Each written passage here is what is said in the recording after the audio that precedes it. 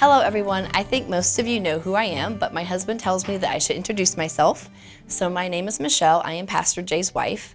I know most of the testimonies that have been shared so far are salvation testimonies, but since these are stories of grace, I wanted to share a story from our life where God's grace was clearly evident and incredibly abundant.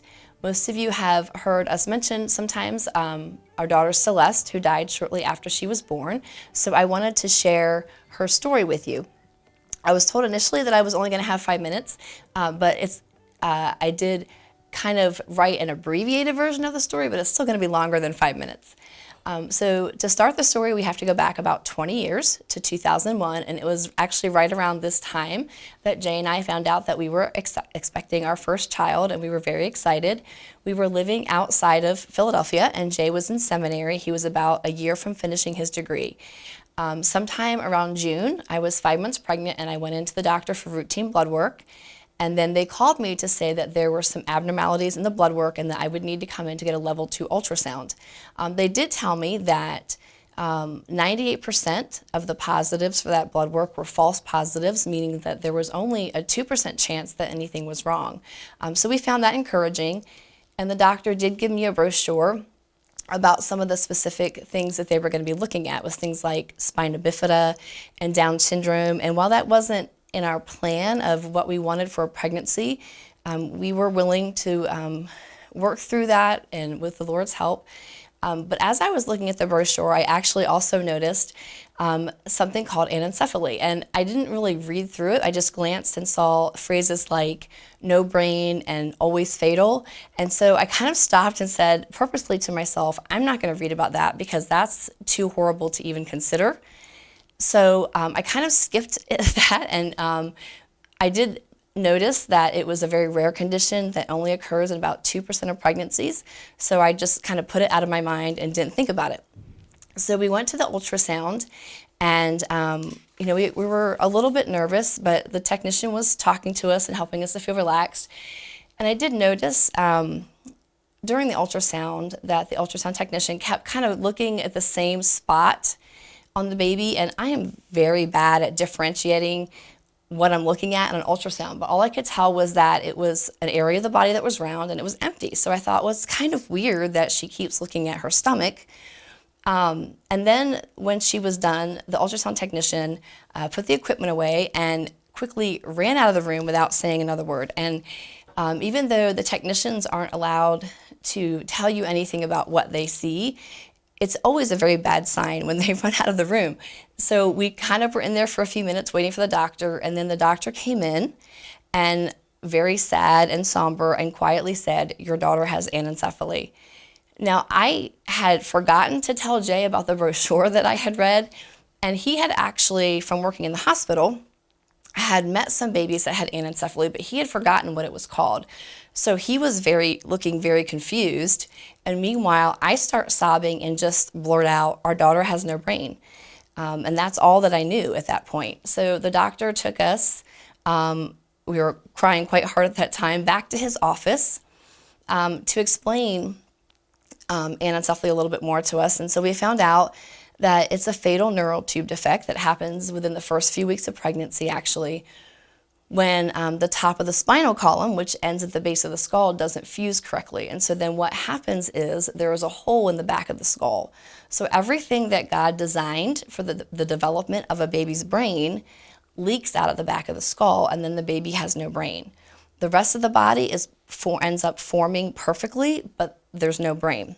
And speaking with the doctor and talking about risk factors and what might cause anencephaly, the only thing that they know that's associated with a higher risk factor is a folic acid deficiency, and I had been actually taking folic acid supplements for several months. So there was no logical reason for me to have a baby with anencephaly, except that it was in God's plan for our life. And so we had to trust God, and we knew that He was going to use this trial to grow our faith. And the first step of faith we had to make was to tell the doctor that we were going to continue the pregnancy. 95% or more of babies with anencephaly are aborted at the suggestion of the doctor.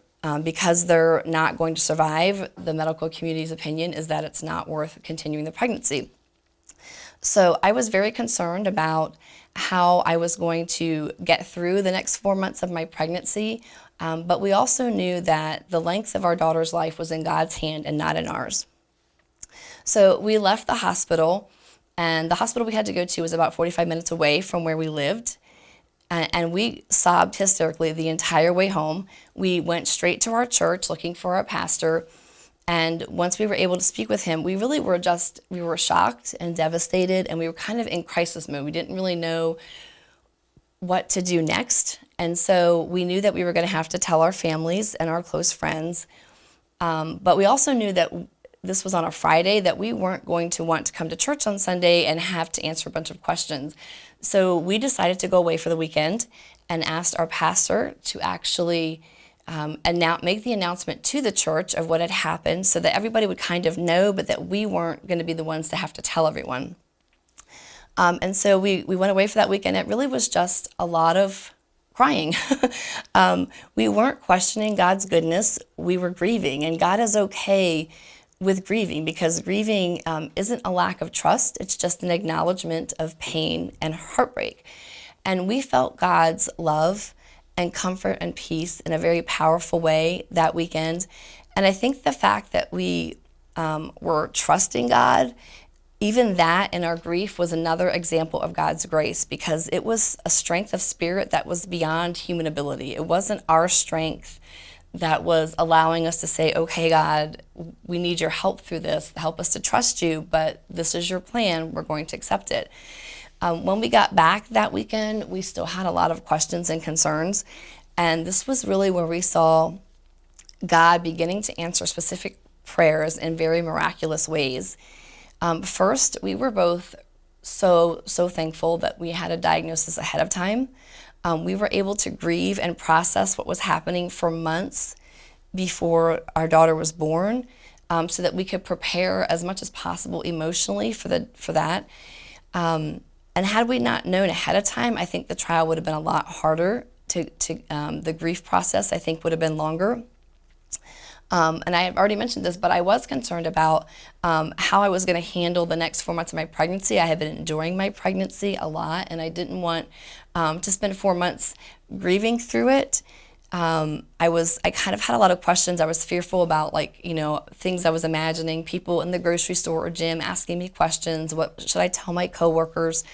And there was another seminary couple that we knew, and the wife was actually from Belgium, and she knew some American missionaries in Belgium, and she knew that they had had a baby with Anencephaly. So she asked me if it was okay to give them my contact information, and the wife emailed me and shared her story, and then I was able to write back and just pour out my heart and ask her questions and share my concerns.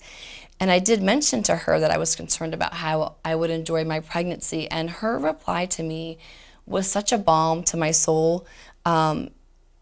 She reminded me that as long as our baby was inside of me, she was safe and she was alive. My body was keeping her alive. And so that was just a beautiful picture to me and really helped me be able to enjoy the rest of my pregnancy. And it was such a blessing that God provided someone to minister to me who had gone through exactly what I had gone through. And we were also then connected through the hospital that did the ultrasound with another couple who a few months earlier had gotten a diagnosis of anencephaly and also decided to continue the pregnancy. They had given the hospital their contact information in case anyone else came through and made the same decision. So we got in touch with them and were able to meet up with them, which was very encouraging. But the biggest blessing from meeting them was that they got us connected to their Christian doctor. And this was a huge answer to prayer, because the obstetrics group that I had been seeing was not at all supportive of our decision to continue the pregnancy. And it was getting very stressful having visits there, knowing that the doctors didn't support our decision. So when we were able to get up with this Christian doctor, he told us that he was going to treat our pregnancy like a normal pregnancy, but the one thing he did do was that at every visit, he made sure that we got an ultrasound so that we could see Celeste as much as possible before she was born, and that was also a huge blessing. I have to say that finding out that our baby had a fatal birth defect was really the first time in my life I had ever faced a true trial. I don't know about you, but before that, when I was read through the Bible and I would come to the book of Psalms, I would kind of groan inwardly. It wasn't my favorite book. There were some Psalms that I liked, things about rejoicing and praising God, but then there were all these Psalms about weeping and groaning and sorrow, and I didn't connect with them at all. Because I didn't connect with them, I didn't understand them until I did. And this was a time in my life that the Psalms ended up being a great comfort to me. And there were two verses that I claimed during that time.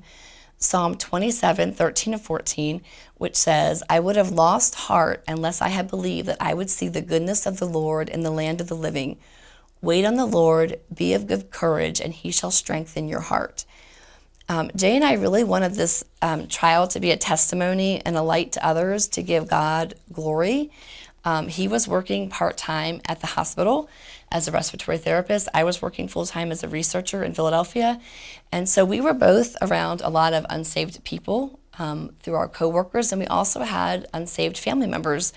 And we knew that those people would be questioning God's goodness, that they would be wondering why God had allowed this to happen to us, that they would be questioning our decision to keep the baby. So we wanted Celeste's short life to mean something and to show others that she was a precious soul, and that even though her life was short, she was still created for a purpose. We also had some very specific prayer requests. I think every woman is anxious about how their first delivery is going to go, and it turns out that babies with anencephaly don't send the mother's body into labor on its own. The mothers have to be induced. And so the possibility of being induced it's kind of the last thing a first-time mom wants to hear, but especially when you know that you're going to be induced and the baby isn't going to survive.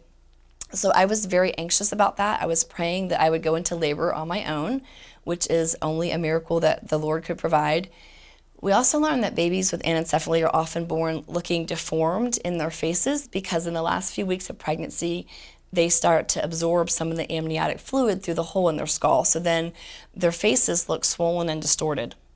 And because, again, we knew a lot of unsaved people were going to come to her funeral and see pictures of her, we wanted her to look as normal as possible because we wanted them to see the human baby. And both of these prayers were completely contrary to everything that typically happens with an anencephalic birth. And yet, we have a God that is good and gracious and hears our cries. And on October 13th, when I was 35 weeks pregnant, I woke up and Jay and I were actually planning to go to New York City that day. It was a Saturday with some friends of ours to see a Broadway show. This was about a month after 9/11, and we hadn't been back to New York since the terrorist attacks. So we had big plans for that day, but God had other plans. I hadn't been feeling well for about 24 hours. So we didn't need to leave till the afternoon. We decided to make a quick trip to the doctor just to check and make sure everything was okay. On the way there, I started having these little twitches in my stomach. They didn't hurt, they just felt like a little muscle spasm. And then I realized that those little twitches were happening every 5 minutes. And sure enough, when we got to the doctor, he examined me and he said, you're going to have this baby very soon. You need to get to the hospital right now. So because we were fully expecting to return home within an hour, we had nothing with us. I didn't have a hospital bag. We didn't even have a camera. The hospital was only 5 minutes from the doctor's office, so we were frantically calling our friends saying, can you please meet us at the hospital and at least bring a camera so we have something to take pictures with? And honestly, not only did the Lord answer our prayer to go into labor naturally, he did it in a way that he knew I would need. Philippians 4, 6, and 7, be anxious for nothing is my life verse because I tend to worry and overanalyze and overthink and overplan. And at this point, I hadn't planned anything because it was October 13th and my due date wasn't until November 24th. So going into labor 5 weeks early with an anencephalic baby was, even though I was praying to go into labor on my own, that was not what I expected, but it was what I needed. And honestly, even in the midst of the sorrow that we knew was coming, we couldn't help but laugh. It was just so funny. And Celeste was born less than an hour after we got to the hospital. And as some of you may have figured out, God's first answer to our prayer and going into labor on my own 5 weeks early actually also answered the second prayer, because she came out, because she was early, she hadn't taken on any amniotic fluid. So her face looked perfectly normal. And once the nurse put a tiny little hat on her head to cover the back of it up, she looked like a very normal but tiny 3-pound baby. And so it really, because of the grace and peace that God provided for us during that time and the comfort, we don't think of October 13th as the day she died. We think of it as the day she lived, and the day that we had the joy of meeting her. And there were still a lot of tears in saying goodbye, but through it all, we were surrounded by God's love and grace in a way that's so tangible you could feel it. And as I was thinking about what I was going to say, I really couldn't help but be reminded. For people that are my age and older, and maybe a little bit younger, you're probably familiar with the Footprints in the Sand poem, where a guy is talking about going through his life and seeing, walking through life with Jesus and always seeing footprints in the sand, his footprints and Jesus's footprints. But then he was noticing that whenever there was a really hard time in his life, there was only one set of footprints. And so he asked Jesus, Lord, why did you leave me during those hard times? And Jesus replied, I didn't leave you. Those were the times that I carried you. And we honestly felt like God had carried us the whole time during this trial. And we both knew that God was using this trial to prepare us for ministry. There's a difference between sympathy and empathy, and it's hard to have genuine compassion for people when you've never experienced pain yourself. And one of the lessons that I learned during this time came a few weeks after Celeste's birth, actually. Another seminary friend had stopped me after a church service and asked how I was doing. And I said, oh, we're actually doing really well, because we were doing fine. And she said, well, every time I see you, I start to cry. And so I kind of laughed a little, and I said, other people have been telling me that, which is funny because, we still have occasional moments of grief where we might tear up. I said, but we're really, we're not crying. And she said, that's because this is your trial. God is giving you the grace to endure it, but we don't have that grace. So when we see you, our hearts break, and then we remember to pray for you. And that was a truth that at the time was so profound for me, because I had never thought about God's grace that way. And it was a new way of looking at it. And that's why, like what Jay was preaching a few weeks ago when he was going through the book of Philippians still, and talking about how we need to not give in to worry and anxiety over the what ifs. When we imagine the trials and tribulations that might come in our life, we are full of fear and anxiety because we can't imagine what it would be like to go through them. But we have that fear and anxiety because we don't have God's grace. God doesn't give us grace for imagined trials that haven't happened yet. He gives us grace, sufficient and abundant grace, in the moments when we actually need it. So thank you for listening to my story of grace.